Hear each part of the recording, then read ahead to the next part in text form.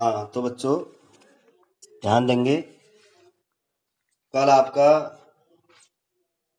जो क्वेश्चन कराया था हमने, तीसरा क्वेश्चन, जीवों में 5 जगत, क्या था क्वेश्चन? जीवों में 5 जगत वर्ग 5 जगत में वर्गीकरण के आधार की व्याख्या कीजिए। 5 जगत में वर्गीकरण के आधार की व्याख्या कीजिए।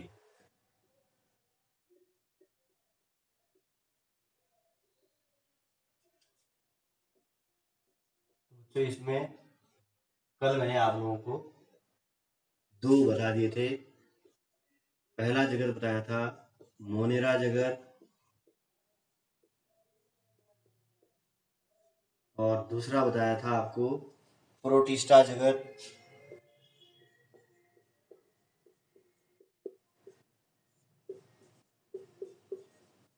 तो बच्चों आज है आपका, मोनेरा में देखा होगा आपने क्या थे, बैक्टीरिया और एनाबिना, और प्रोटिस्टा में क्या था, अमीबा का चित्र हमने बताया था आप लोगों को। तो बच्चों आज है फंजाई। तीसरा क्या है? फंजाई। तो इसके बारे में आज आपको हम बताएंगे। तो इसके अंतर्गत बच्चों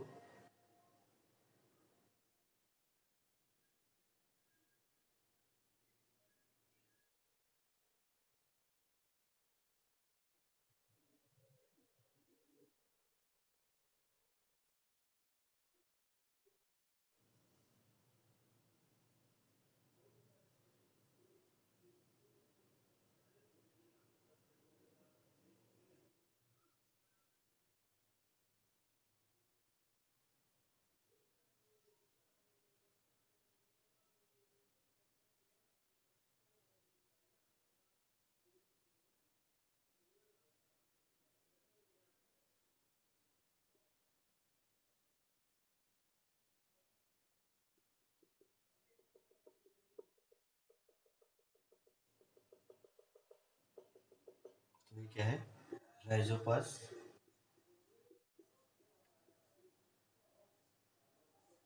और यीस्ट।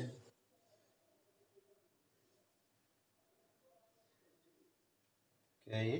यीस्ट। तो बच्चों ये दोनों जो हैं, राइजोपस और यीस्ट, ये सड़े गले मृत कार्बनिक पदार्थों पर ये पाए जाते हैं। तो बच्चों इस फंजाई के अंतर्गत यूकैरियोटिक यूकैरियोटिक हरित लवक रहित, यानी जिनमें हरित लवक नहीं पाया जाता, हरित लवक रहित, हरित लवक रहित पादप आते हैं। और बच्चों ये परजीवी या मृतजीवी होते हैं। कैसे होते हैं? या तो ये कैसे होते हैं, परजीवी होते हैं, और ये क्या होते हैं, मृतजीवी। ऐसे होते हैं ये पादप। और परजीवी अपना भोजन जीवित पोषक से प्राप्त करते हैं। किससे प्राप्त करते हैं? जीवित पोषक से प्राप्त करते हैं।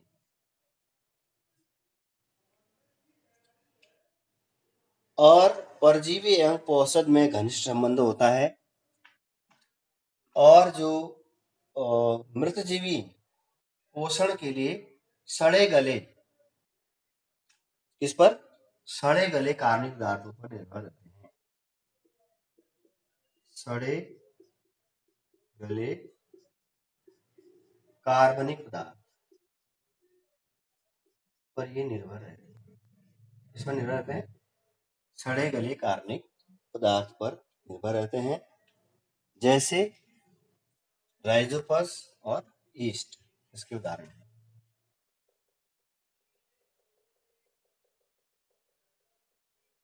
तो बच्चों दूसरा है, इसका तीसरा भाग या चौथा है प्लांटी। प्लांटी तो बच्चों इसके अंतर्गत बहुकोशिकीय यूकेरियोटिक,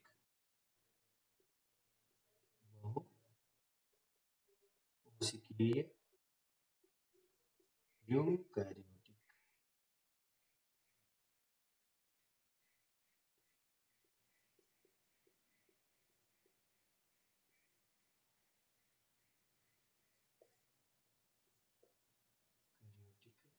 बहुकोशिक प्रोकैरियोटिक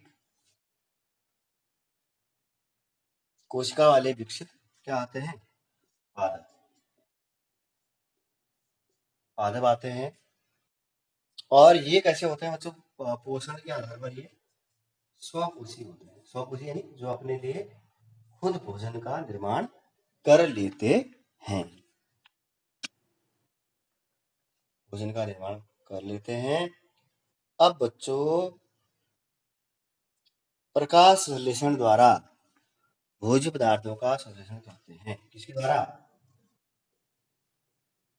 प्रकाश संश्लेषण के द्वारा। तो बच्चों इस प्लांट्री के अंतर्गत हमने बांटा है थैलोफाइटा, इसमें थैलोफाइटा में, ब्रायोफाइटा में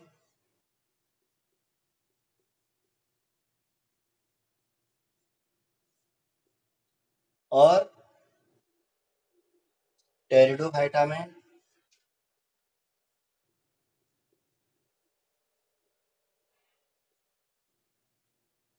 और जिम्नोस्पर्म में और एंजियोस्पर्म में।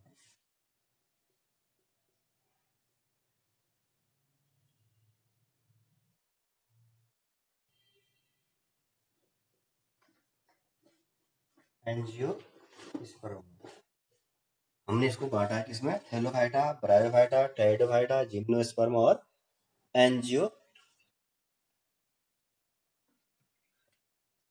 एंजियोस्पर्म में।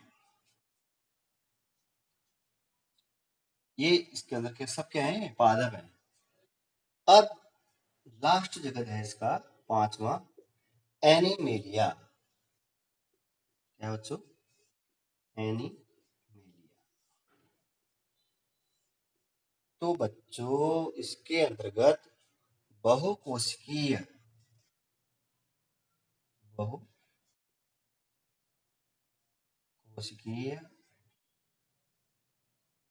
कोशिका भित्ति रहित यूकैरियोटिक जीव आते हैं, यूकैरियोटिक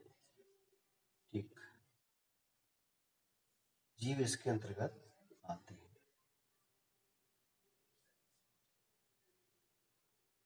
अब ये पोषण की दृष्टि से परपोषी होते हैं। कैसे होते हैं, परपोषी यानी भोजन है दूसरों पर निर्भर है। और इसमें बच्चों कशेरुकी, जिनमें यानी कशेरुकी दंड पाई जाती है, वह अकशेरुकी, जिनमें कशेरुकी दंड नहीं पाई जाती। अकशेरुकी दोनों जीव आते हैं इसमें, कशेरुकी जीव भी आते हैं और अकशेरुकी जीव इसमें आते हैं। अकशेरुकी, अकशेरुकी जीव इसके अंतर्गत आते हैं। अब बच्चों अगला क्वेश्चन है, पादप जगत के प्रमुख वर्ग कौन कौन से हैं, इनके वर्गीकरण का आधार क्या आधार है। पादप जगत के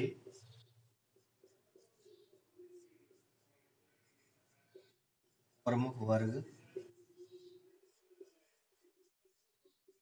कौन कौन से हैं,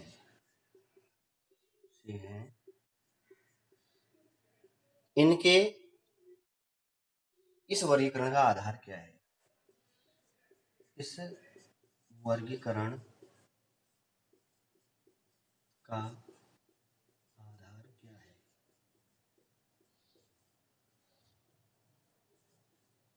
तो बच्चों अभी बताया था मैंने पादप जगत में कौन कौन से हैं। फिर ये देखो, पहला क्या बताया था हमने, थैलोफाइटा। दूसरा ब्रायोफाइटा। अब थैलोफाइटा के अंतर्गत क्या आते हैं, शैवाल आते हैं। और ब्रायोफाइटा के अंदर क्या आते हैं, मांस। क्या आते हैं, मांस होती है एक, ये इसके अंदर आते हैं। और टेरिडोफाइटा, टेरिडोफाइटा के अंदर क्या आते हैं, फर्न, इसके अंतर्गत फर्न आते हैं। और जिम्नोस्पर्म, जिम्नो का मतलब होता है नग्न, स्पर्म मीन्स होता है नग्न बीज वाले, तो इसके अंतर्गत आते हैं बच्चों क्या, साइकस, साइकस यानी साइकस। और पाइनस, पाइनस होता है चीड़। और एंजियोस्पर्म के अंदर आवृत बीजी पौधे आते हैं, आवृत जिनके बीज क्या होते हैं, ढके हुए रहते हैं, सरसों, चना, मटर, ये सब इसके एंजियोस्पर्म के अंदर। अब बच्चों पादप जगत के वर्गीकरण का आधार, दूसरा हमसे इसमें पूछा है इसके वर्गीकरण का आधार क्या है। तो बच्चों इसके वर्गीकरण का आधार है पादप जगत के विभिन्न भागों का विकास एवं विभेदन। पादप जगत नंबर 1 क्या है, पादप शरीर के विभिन्न भागों का विकास एवं विभेदन। दूसरा है पादप शरीर में जल, खनिज तथा कार्बनिक भोज्य पदार्थों का संवहन करने वाले विशिष्ट ऊतक, जैसे जाइलम व फ्लोएम। जाइलम क्या करता है, जड़ से जल व खनिज पदार्थों को अवशोषित करके पौधे के समस्त भागों को भेज देता है। और फ्लोएम क्या करता है, पत्तियों में निर्मित कार्बनिक भोज्य पदार्थों को पौधे के विभिन्न भागों में स्थानांतरित कर देता है। अब इसकी उपस्थिति तथा अनुपस्थिति। तीसरा है पादपों में बीजाणु तथा बीजों द्वारा जनन, पादपों में बीजाणु तथा बीजों द्वारा जनन। चौथा है बीज का नग्न बीजी अथवा आवृत बीजी होना, बीज का नग्न बीजी तथा आवृत बीजी होना। तो बच्चों अब अगला क्वेश्चन है क्वेश्चन नंबर 5, जंतुओं और पौधों के वर्गीकरण के आधारों में मूल अंतर क्या है। जंतुओं और पौधों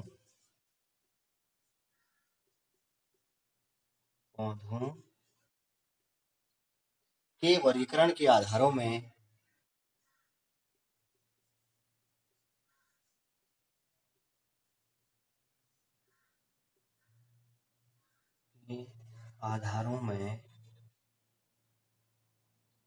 मूल अंतर क्या है।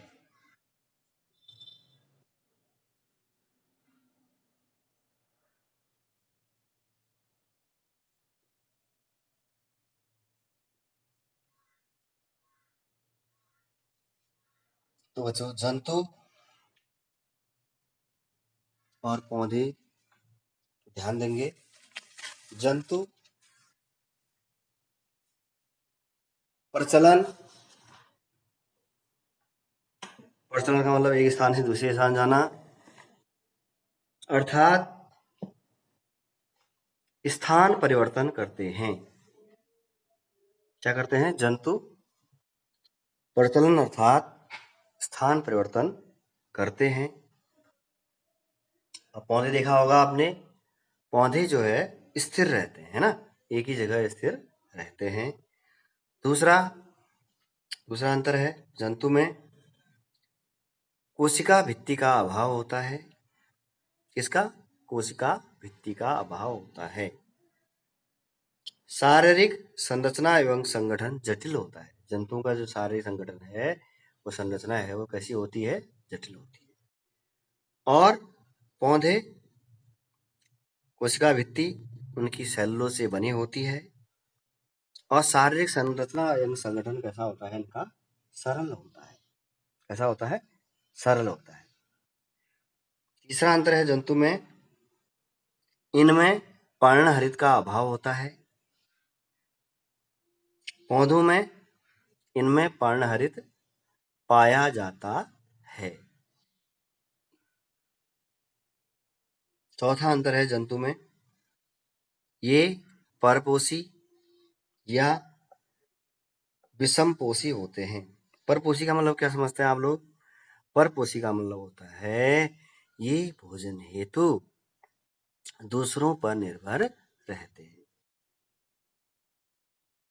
और जंतु यानी कि ये भोजन प्राप्त करने के लिए क्या करते हैं? प्रत्यक्ष या परोक्ष रूप से, प्रत्यक्ष या परोक्ष रूप से पौधों पर निर्भर रहते हैं जंतु, है ना। और पौधे क्या होते हैं? ये स्वपोषी होते हैं। सूर्य के प्रकाश की उपस्थिति में अपना भोजन कार्बन डाइऑक्साइड तथा जल से, पर्णहरिम व सूर्य के प्रकाश की उपस्थिति में स्वयं बना लेते हैं। स्वयं बना लेने के कारण ही क्या कहलाते हैं? ये स्वपोषी कहलाते हैं। क्या कहलाते हैं? स्वपोषी कहलाते हैं। अब बच्चों, पांचवा अंतर है जंतु में, जंतु एक निश्चित आयु तक वृद्धि करते हैं। और पौधों में पांचवा अंतर है, पौधे जीवन पर्यंत वृद्धि करते रहते